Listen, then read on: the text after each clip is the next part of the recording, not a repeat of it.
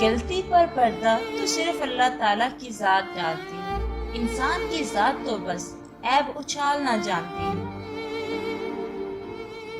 جو شخص انتقام کے طریقوں پر غور کرتا رہتا ہے، اس کے زخم ہمیشہ تازہ رہتے ہیں۔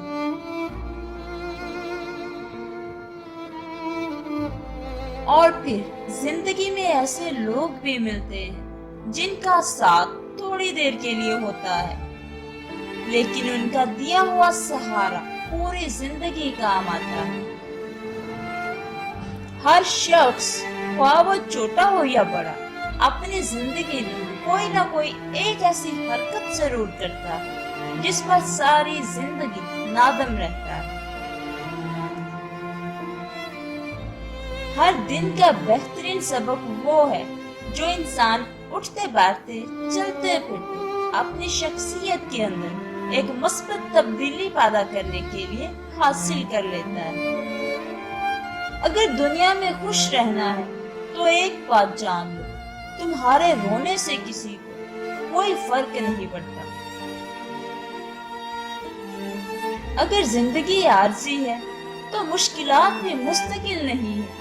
تم اپنے رب کے شکر گزار رہو۔ رب ہمیں ہمارے اعمال کے حساب سے نہیں بلکہ اپنے رحمتوں کے حساب سے اور نعمتوں سے نوازتا ہے۔